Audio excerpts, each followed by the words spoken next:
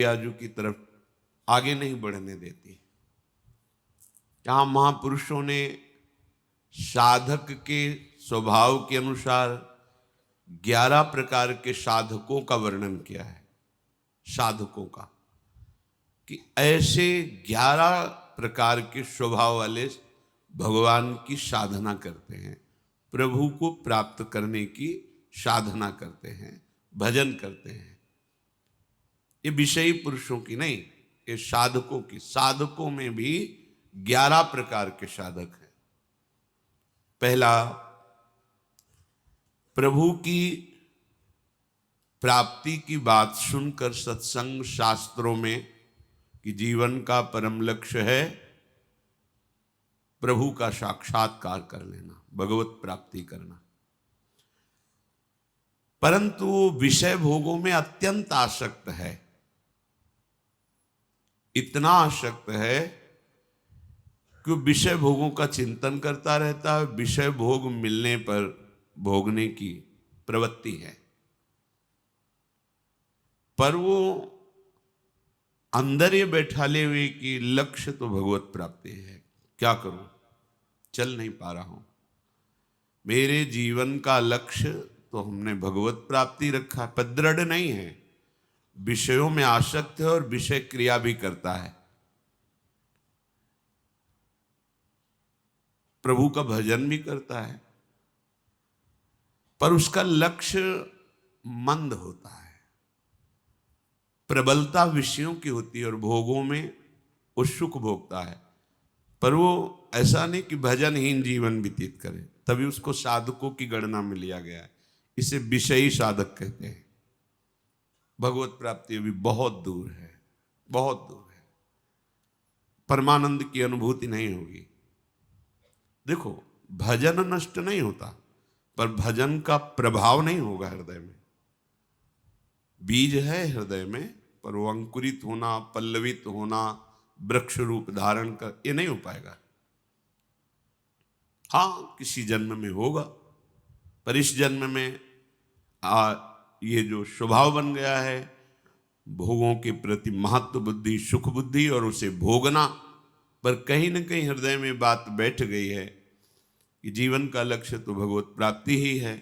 इसलिए कुछ भजन भी करता है, पर उसे भगवदानंद की अनुभूति नहीं होगी और भजन का प्रभाव प्रकट नहीं होगा। क्योंकि जैसे जैसे वो भोगों में लगेगा, वैसे वैसे वो भजन की जो वृत्ति उसने सत्संग और शास्त्र स्वाध्याय से प्राप्त की है, वो मंद होती चली जाएगी। और यदि कहीं साधु संग मिल जाए तो फिर भोगों की वृत्ति मंद होती चली जाएगी और दिव्यता आने लगेगी भगवत प्राप्ति के उत्साह की। दूसरा साधक, वो विषय भोग और भगवान दोनों को बराबर रखता है। पहला साधक जो वर्णन हुआ, वो भगवत प्राप्ति की चाह तो करता है, पर विषय भोग प्रधान है। दूसरा जो साधक है, वो भजन भी नहीं छोड़ सकता और विषयों को भी नहीं छोड़ सकता। लगभग लगभग दूसरे में अधिकता पाई जाती है कि वो बैलेंस बना के चलना चाहता है कि ज्यादा जलन भी ना हो और भजन भी होता है। जब जो इंद्रियों ने मांग की, मन ने मांग की, वैसे ही भोग क्रिया की और भजन भी। बहुत समय लगेगा, समय बहुत लगेगा, रंग नहीं आएगा, अभी रंग नहीं आएगा भजन का। तीसरा साधक भगवान की प्राप्ति चाहता है, पर साधन में तत्परता न होने के कारण त्याग का उत्साह है, पर त्याग नहीं कर पा रहा। यहां भोगों की प्रधानता नहीं है, यहां भोगों और प्रभु बराबर नहीं है। वो प्रभु को चाहता है प्राप्त करना, पर साधन में तत्परता ना, जो गुरु प्रदत्त साधन है उसमें प्रमाद होने के कारण जो त्याग का उत्साह है वो त्याग कर नहीं पा रहा। करना चाहता है, नहीं नहीं, पर वो निकल नहीं पा रहा है। कारण साधन में तत्परता नहीं।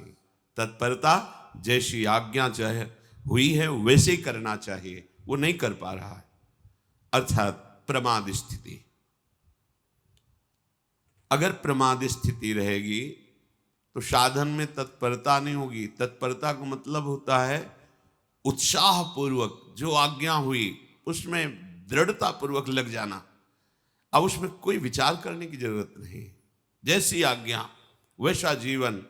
अब त्याग करने की जो बात है उसमें उत्साह भी है और बल भी है, और वो त्याग देगा, आगे बढ़ जाएगा। पर ये जो तीसरे स्वभाव का साधक है वो साधन में तत्परता ना होने के कारण त्याग किसको करना ये भी जानता है, त्याग का उत्साह भी करता है, पर वो त्याग नहीं पाता है, समय लगेगा। सत्संग साधन करते करते जब ये तत्परता आने लगेगी तब वो विषयों का त्याग कर देगा। चौथा, प्रभु को चाहता है, प्रभु से मिलूं, साधन भी करता है, पर बहुत जल्दी ऊब जाता है। इतने दिन हो गए, कोई लाभ तो मिला नहीं, आनंद तो मिला नहीं, भगवान तो मिले नहीं, और मन भी बहुत जला रहा है भोगों के लिए, क्या करूं, भाग जाऊं क्या, छोड़ दूं क्या। ऐसे स्वभाव का साधक बिल्कुल ठीक नहीं, ये स्वभाव बिल्कुल ठीक नहीं। अगर आप ऐसे ही साधन से तत्परता पूर्वक लगे रहें, ऊबे ना, तो ये जो ऊबन देने वाली वृत्तियां ये नष्ट हो जाएंगी। आपका जो आंतरिक हृदय मलिन है वो निर्मल हो जाएगा, आपको आनंद की अनुभूति। ये बहुत नजदीक पहुंचा हुआ साधक है। ये जो ऊबना होता है बस ये हटने की जरूरत है। वो साधन में तो लगा ही है, त्याग की भावना भी है, भजन भी करता है, पर जो हृदय मन में विषयों के आकर्षण से जल रहा है वो उसे पचा नहीं पाता, विवेक कम होने के कारण।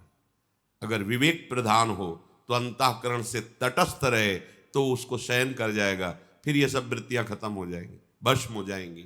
भजन के द्वारा ये असत वृत्तियां भस्म होती हैं। पांचवा, प्रभु के लिए साधन करता है, तत्परता भी है, पर उससे संदेह है कि मेरे जैसे को भगवत प्राप्ति कहां हो सकती। बहुत बड़ी कमी। महापुरुषों ने कहा है, आशा बंधा समुत्कंठा, ये निरंतर आशा रहे कि मैं लगा तो हूं भजन में, लेकिन प्रियालाल अपनी कृपा से मुझे निश्चित प्राप्त होंगे, गुरु कृपा से निश्चित प्राप्त होंगे, धाम कृपा से निश्चित प्राप्त होंगे, इसमें बिल्कुल संशय नहीं होना चाहिए। पर पांचवें कोटि का जो उपासक होता है उसको ये विश्वास ही नहीं हो पाता इन बातों पर, साधन भी करता है पर उसको लगता है कहां मेरे को भगवत प्राप्ति होगी, नहीं होगी। ये कुछ परमार्थ मार्ग ऐसा है कि यदि आपने ऐसा सोच लिया तो नहीं होगी। जब गंगा किनारे भ्रमण कर रहे थे तो हरिद्वार के एक महापुरुष, उनका लाल स्वामी नाम था, वो एकांत सेवन कर रहे थे। उनके पास जब दर्शन करने के, वो खेचरी मुद्रा में अधिक समय तक रहते थे, योग की एक खेचरी मुद्रा है उसमें वो रहते थे। रात्रि में समय दिया उनके शिष्यों ने कि आप आके वार्ता कर सकते हैं। रात में 10 बजे के लगभग गए, प्रणाम, बड़ा ही मृदु स्वभाव, अमृतमयी वाणी, गंभीर भगवत स्वरूप। तो उन्होंने डायरी लेके गए थे कि कोई शब्द भूल ना जाए, बाहर निकलती तुरंत लिखना। महापुरुषों के वचन अमृत होते हैं, उस समय हमारी समझ में ना आवे, पता नहीं कब समझ में आवे, इसलिए वो शब्द रख लेना चाहिए। उन्होंने कहा, जैसा तुम सोचोगे वैसा ही बन जाओगे, जैसा बनना है वैसा सोचना प्रारंभ करो। पहला शब्द उनका था। दूसरा शब्द, जैसा तुम सोच रहे हो, जो तुम बनना चाहते हो उसके अनुसार जो सिद्धांत है उस पर चलो, एकांत सेवन करो। जो विषय बाधा देने वाले हैं उन पर विजयी हो तो भी उनका संग न करो, उन पर विजय प्राप्त कर चुके हो तो भी उनका संग न करो, क्योंकि जीता हुआ मन भी कभी कभी विषयों में फिसल जाता है, संयोगवशात मरा हुआ मन भी जीवित हो जाता है, इसलिए सावधान रहो। छठवां, प्रभु के लिए पूरी तैयारी कर रहा है, साधना कर रहा है, विश्वास भी है, पर अपने शने संबंधियों को नहीं त्याग पा रहा। छठवां, ऐसा साधक होता है, साधन में भी लगा है, बस वो अपने सने संबंधियों रिश्तेदारों को नहीं त्याग पा रहा। वहीं से भोजन चल रहा है, वहीं से वास व्यवस्था चल रही, उनका मिलना जुलना आना जाना सब वैसे ही, पर वो चाहता है भगवत प्राप्ति हो जाए, उसे विश्वास भी है कि भगवान कृपा से मिल जाएंगे, पर वो भगवान की इस आज्ञा को भूल जाता है कि उपासक मेरे लिए अपने सुहृदों के सुख का त्याग कर देता है। जैसे महाप्रभु हरिवंश चंद्र जी कहते हैं कि इस मार्ग में सहजानंद बरसाने वाली स्वामी जी के चरणों का आश्रय दृढ़ करने के लिए अपने परिवारजनों के द्वारा प्राप्त हुए सुख का त्याग, अर्थ के द्वारा प्राप्त होने वाले सुख का त्याग और बड़ी बड़ी साधनाओं के द्वारा प्राप्त होने वाली सिद्धि सुख का त्याग, ये स्नेह संबंध त्याग करने के लिए बहुत जगह आज्ञा प्राप्त है। तात मात सुत दार देह में मति अरुझय मति मंदा, हित किशोर को है चकोर तू लख वृंदावन चंदा, जननी जनक बंधु सुत दारा तन धन धाम सुहृद परिवारा, सबकी ममता ताग बटोरी मम पद मन ही बांध बर डोरी। ये कमी रह जाती है उपासक में। जो छठवें स्थिति का साधक है वो भजन भी करता है, तत्परता भी रखता है, पर अपने पारिवारिक रिश्ते सने संबंधियों का त्याग नहीं कर पाता, इसलिए समय लगेगा। सातवें, प्रभु के लिए विश्वास है, भरपूर त्याग है, साधन में तत्परता है, पर सम्मान और बड़ाई प्रिय है। वो अपना सम्मान चाहता है, दूसरों से अपनी बड़ाई प्रणाम नमस्कार कीर्ति चाहता है। फिर समस्या है, फंस गया। अभी भगवत साक्षात्कार बहुत दूर है, क्योंकि शरीराभिमान पुष्ट होता रहेगा। भगवत प्राप्ति के लिए सम्मानम कल्याति घोर गरलम, ये जो सम्मान है ये विष है, ये अमृत पान के लिए जो हमारा हृदय तैयार हो रहा है उसमें बाधा पहुंचा देगा। जब कोई अपने को प्रणाम करे तो तत्काल भगवत भावना कीजिए, प्रभु क्या लीला कर रहे हो, अंदर ही मन में सोचकर मानसिक प्रणाम कीजिए। अगर ऐसी भावना नहीं बन पा रही तो आपके गुरुदेव का प्रणाम हो रहा है, आपको नहीं, क्योंकि आपकी कंठी तिलक माला नाम मंत्र उपासना गुरुदेव का है और इसी को तो प्रणाम कर रहे हैं, तो वो गुरुदेव को प्रणाम कर रहे हैं, अपने को नहीं। ऐसी भावना दृढ़ करें। आठवें,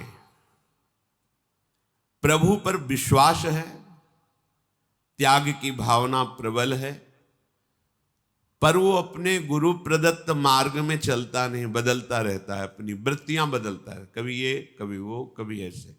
गुरु प्रदत्त, अब भी भगवत प्राप्ति में अंतराय है। प्रभु पर विश्वास है, त्याग भी है, पर वो गुरु प्रदत्त उपासना में दृढ़ नहीं, बार बार मन बदलता रहे, कभी ये पढ़ा कभी वो पढ़ा, कभी ये अनुष्ठान कभी वैसे चला, ऐसा नहीं। सांगो पांगो उपासना, गुरु प्रदत्त नाम, गुरु प्रदत्त मंत्र, गुरु प्रदत्त कंत अर्थात इष्ट, गुरु प्रदत्त ग्रंथ, एक सांगो पांगो उपासना में मन को समाहित कर दिया, बात बन गई। नवा, प्रभु पर विश्वास है, त्याग है, साधन में तत्परता है, पर लक्ष्य दृढ़ नहीं कर पा रहा। हम श्यामा श्याम के श्री चरणारविंद के निज सेवक हैं, हरिवंश बलिदास रसिक अनन्य शान बजायो एक श्याम श्यामा पद प्रीति। बस श्री हरिवंश चरण निज सेवक बिचले नहीं, छाणी रस रीति। चाहे लाभ आवे चाहे हानि आवे, अब तो बेल फैल गई जाने सब कोई। बस दृढ़ निष्ठा, मन क्रम वचन त्रिशुद्ध सकल मत, हम श्री हित हरिवंश उपासी। दृढ़ता, लक्ष्य की दृढ़ता। विभिन्न प्रकार के भगवान की उपासना पद्धतियां हैं, बहुत से भगवान के लीला अवतार हैं, बहुत से भगवान के नाम हैं, ऐसे ही भक्त हैं, सब वंदनीय हैं। पर हमें प्रियाजू ने जिस मार्ग में चयन किया है, हम तो जानते भी नहीं थे मार्ग, इस मार्ग को, प्रियाजू ने चयन किया, प्रियाजू ने अपने चरणों की शरण दी है, प्रियाजू ने हमें मार्ग दिया। अब हमको अपनी मनमानी नहीं करनी। अब जो ही कहें करें हम सोई, आयस लिए चले निज दासी, मन क्रम वचन त्रिशुद्ध सकल मत, हम श्रीहित हरिवंश पासी। दृढ़ता, ये मनमानी आचरण करने वाले कृपा की अवहेलना करते हुए दिखाई देता है, दुर्गति दिखाई देती है, पर पकड़ नहीं सकते। क्यों? क्योंकि देहाभिमान इतना पुष्ट है कि जो भी बोला जाएगा उसका प्रतिकूल भाव आएगा, रास्ता ही खत्म। ये रास्ता श्रद्धा से चलता है। प्रथम हृदय श्रद्धा जो करे, हमारी बात पर श्रद्धा, हमारे उपदेश पर श्रद्धा, दिए गए भजन सिद्धांत पर श्रद्धा, मार्ग पुष्ट है, चले जाओ, गिरोगे नहीं, हर समय गोद में रहोगे। पर वो देहाभिमानी अपनी मनमानी आचरण करने के कारण वो लक्ष्य में दृढ़ नहीं हो पाता है। 10वां,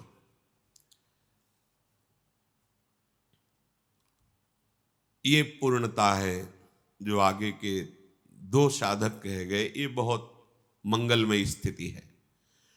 प्रभु की प्राप्ति की चाह नहीं, असह वेदना, क्षण भर के लिए भी प्रभु का विस्मरण नहीं, प्राण देने के लिए तैयार है। बस कैसे मिले, कहां जाऊं, किससे कहूं, असमर्थ हूं, वो अंदर की स्थिति, क्या करूं, किससे कहूं, वो कौन सा आयोग करे, मेरी इस बात को कौन समझे, प्रभु कैसे मिले, असह्य हो रहा है, वेदना उसके हृदय में। एक पल के लिए भी प्रभु का विस्मरण नहीं, प्राण फूलों की तरह लिए तैयार है कि अगर प्राण देने से प्रभु मिल जाए तो अभी प्राण ले लो। ये है महामहिम स्वरूप, उपासक का ये महामहिम स्वरूप है। अहो भाग्य जिसके हृदय में प्रभु के लिए पीड़ा पैदा हो गई है, व्याकुलता पैदा हो गई है। 11वां, ये उसके ऊपर की बात है, ये आखिरी बात है। बड़े आनंद में निमग्न होकर प्रतिपल भजन में डूबा हुआ है, कोई चाह भी नहीं रहेगी, कोई चाह। ये आखिरी बात है। हर समय एक आनंद की भारी उमगन है, निरंतर भजन के रूप ध्यान में चिंतन करता डूबा, कोई चाह नहीं, मिलो ना मिलो कोई चाह, नरक भेजो स्वर्ग भेजो कोई चाह नहीं। ये सबसे आखिरी स्थिति,